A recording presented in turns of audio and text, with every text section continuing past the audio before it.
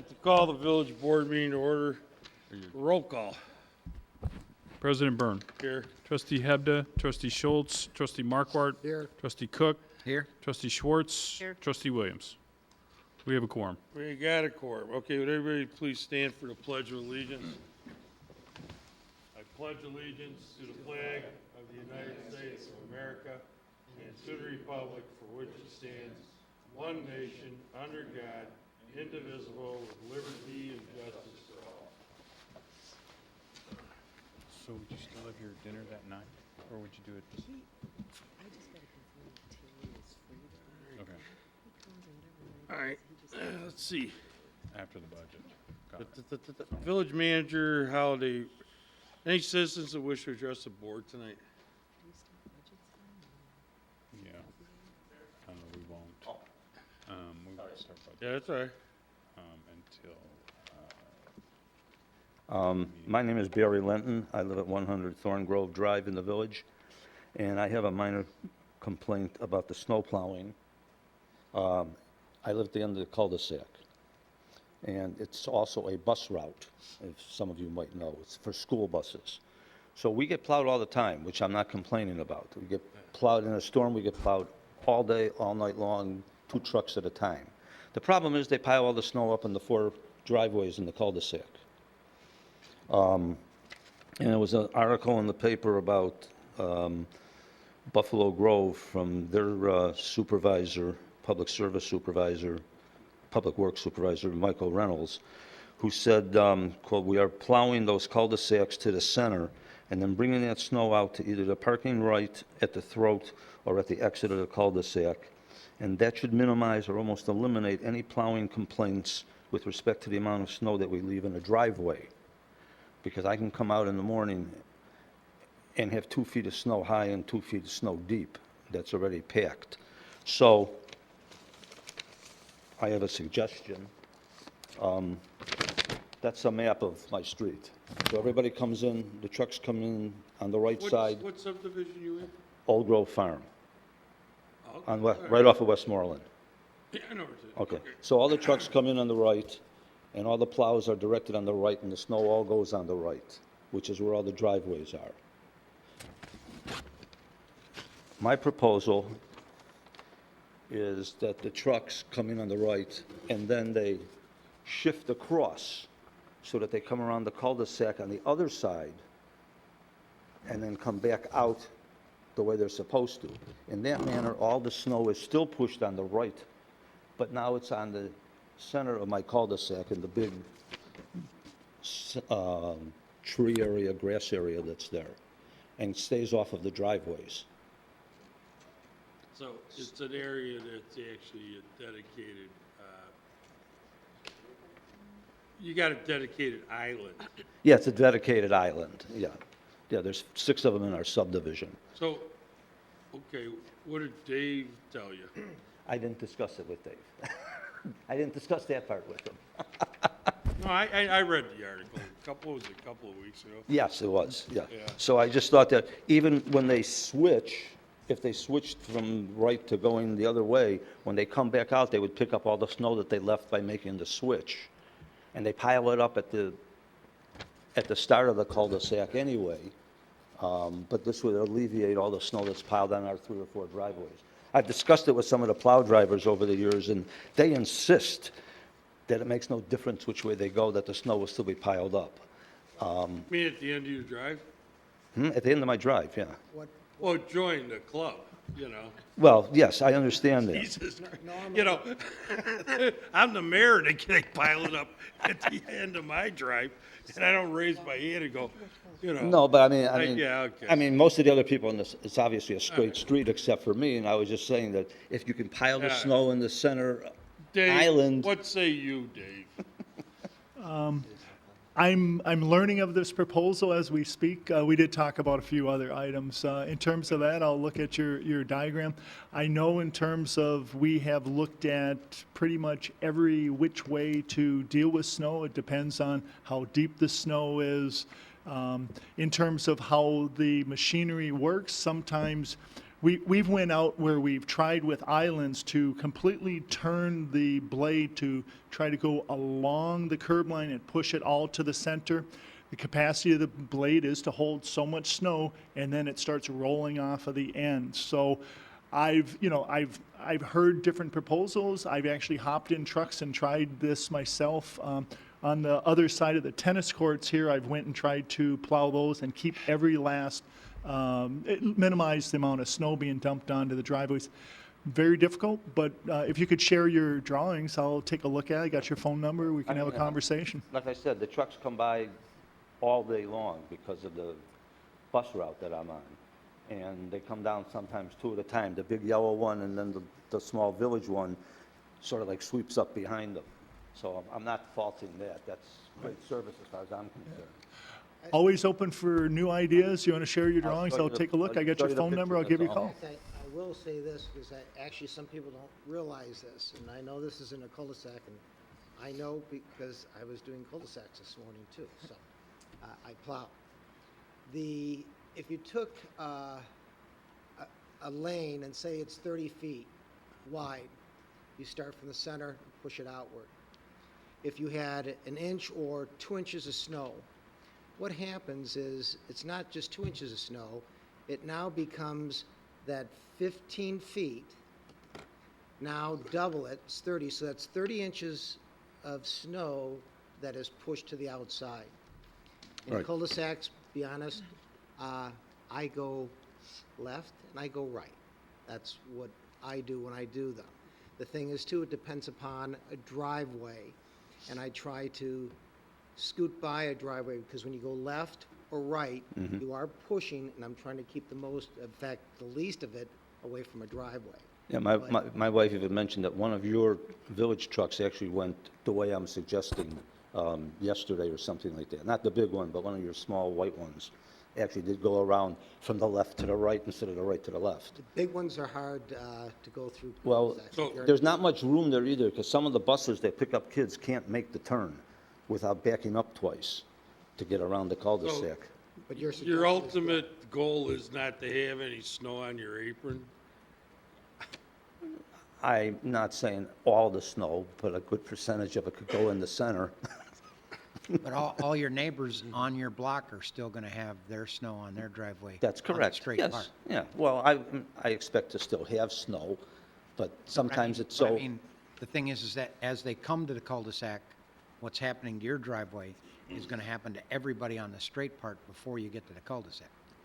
right, they all get snow, and the plows do plow, before you come to the circle part, they do plow this way and pile up the neighbors. Why don't they there with push it plenty of like snow. between driveways and stuff?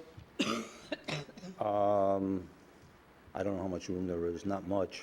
No, I mean, in a eyebrow and or cul-de-sac, don't they, they try to push it sometimes up on the, between driveways. A lot of times, the very first push going in, you push towards the center island. You try to use that area because it doesn't impact others. Then you go around and try to clear the cul-de-sacs. It may take 2 times looping around.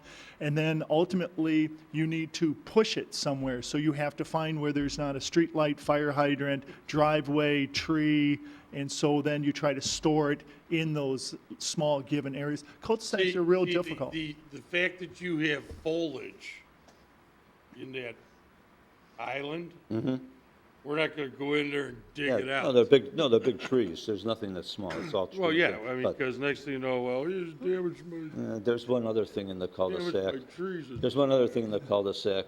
See, you'd be better off without that island, then we could pile it in the middle, like that article said. No, I like the Buffalo trees. I like Because the that trees. article in Buffalo Grove wasn't dealing with an island full of trees and. Oh, and so all the It was cul-de-sacs, just, as I understood it, it was just a big open area. yeah, most of them And are. then the trucks would come in and they would take a front-end loader and dump the snow into it. That's not gonna happen in your hood.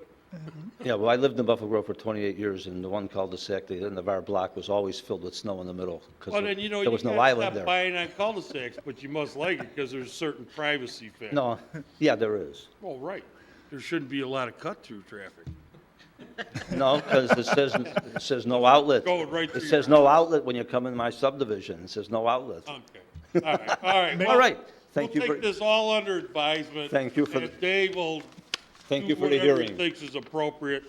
And hopefully, you gotta just wish we don't get a lot of snow. I'm an engineer. I love experimenting, so here's another opportunity. Thank you for the hearing. All right, take care. Okay, well, with that said, blah, blah, blah. Village manager holiday recognition and thanks. Thank you, Your Honor. Just quickly, a quick wrap-up on the light show. We just wrapped up our 17th and final year for the show. And I'm pleased to tell everybody that we did, in fact, set an attendance record this year with nearly 25,000 cars. First time we've crossed or been near that barrier since the show first opened. We had 8 nights where we had over 1,000 cars in attendance, and that if we had been able to accommodate all the cars we turned away, we estimate that we probably would have been up well over 27,000 cars for the event. So, great show, great opportunity, great tradition. A few thanks. Thanks to the residents, obviously, in Pinehurst and Bay Tree and Saddlebrook and the Manor Homes for their patience and understanding through the show. Again, we had great weather and we had great attendance, and there were times when they were definitely inconvenienced. So, thanks to them. Thanks to Loyola University for the use of the property and the cooperation over the past years. Loyola actually allowed us to run the show an extra 30 minutes to try to accommodate more people, and that was greatly appreciated. Thanks to Westfield for allowing us to provide overflow traffic onto Ring Road. And then thanks to the Public Works team for an outstanding design to the show. And again, their traffic layout. The Public Works elves and the design team there were outstanding again this year. So, and then finally, thanks to the police department for handling the traffic, residents, and visitors. Obviously, the volume of traffic and the number of folks that came there made a number of nights quite challenging on a number of different levels. Cutting in and having frivolity before the show and during the wait and the like. Special thanks goes out to Commander Todd Williams, who coordinated the light show detail. Sergeant Ward Feger's team, which included officers Deanna Minke and Ken Mayer, who worked with the Public Works guys to set up an alternative plan to reroute and stack additional cars. I drove by one night and they were double stacked all the way down Center to Ring, and they were stacked on Ring going almost all the way to Museum Boulevard. So, kudos to those folks. And then OIC Dan Mead and his team, who also worked a detailed night and also provided additional backup on a number of the very busy nights themselves. So great team effort. Obviously, with the great weather and the number of visitors, it would not have been a successful event without the teams working together. So thanks to both of the departments. Outstanding job. And then thanks to everybody over the years who've attended the show. I know my family had made it a tradition until the last couple of years where my son has been gone during this time. So, but my wife and I still have attended it. So it's been a great tradition and will, I think, be sorely missed by a lot of people. But it was really an outstanding show. I will also share that the Convention and Visitors Bureau did take a 4.5-minute video of the show using a GoPro camera on top of a car, and we may run that annually for a few years on Channel 4. You can attend it. I've had some people ask me, if, is there any way to do it on the remaining site in even a smaller basis, but I'm not sure. Yeah, I really don't think so. So what we're going to do is put our heads together and come up with some ideas, and then come back before the committee of the whole with some ideas for possibly reusing some of the displays. Dave and I both have received calls from a number of other locations, venues, who are interested in our lights, in our displays, and the like. So I think the tradition will live on either sporadically throughout the community or in other communities adjacent to us. Yeah, I would think we could figure something out Yep. on some of the, maybe the Park District Yep. property. Yep. And just have some of this on display, Yep, you know. yep. So we'll be back to talk to you about that, though. Or the Nike site. That's right. That's mean- that would be controlled access. The Vernon Hills Athletic Complex you're on? Well, whatever. Yeah, you know, or the, yeah, okay. Yeah, the VHAC. I don't want to be a patent infringement. But I mean, you know, you could control access in there. Yeah, But it's not as long a route. no, and we have some other logistical issues with the displays that don't set up very well. And then you have the other part of it where you need a whole bunch of power. Yeah. And so, but we'll come back with some ideas and some alternatives. Yeah, all right. Okay. All right, let's see. Next item is the omnibus vote agenda. Is there a motion to approve items A through E? So made. Second. Motion and a second. Comments or questions?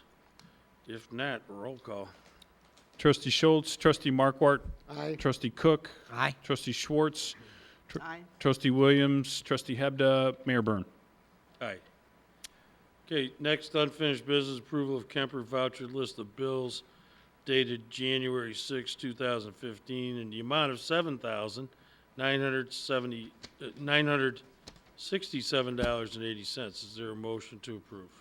Motion to approve? Second. Any comments or questions? You have a question? Oh, yeah, Since it's right. an expenditure, do we have, Enough. We don't. we don't? We do not. Okay, we'll pull, Right. we'll That's what I thought. kick That's- this over till, Right. Yeah, we needed a fourth vote, that's what I thought, yeah. okay. We'll get you. All right, that's pulled, and we'll be back here, 2 weeks? Correct. Okay, B, approval of the December 16th, 2014 Village Board meeting minutes. Motion to approve? Is there a second? Second. Comments or questions? If none, roll call. Trustee Markwart, Aye. Trustee Cook, Aye. Trustee Schwartz, Aye. Trustee Williams, Trustee Hebda, Trustee Schultz, Mayor Byrne. Aye, motion carries. Is there any new business or communication to come before the board No, sir. from any of the trustees? No? Okay. Okay, there's no items on committee of the whole. Is there a motion to adjourn? So made. Second. Motion is second, roll call, please. Trustee Markwart, Aye. Trustee Cook, Aye. Trustee Schwartz, Aye. Trustee Williams, Trustee Hebda, Trustee Schultz, Mayor Byrne. Aye. The meeting is adjourned. Thank you. Okay.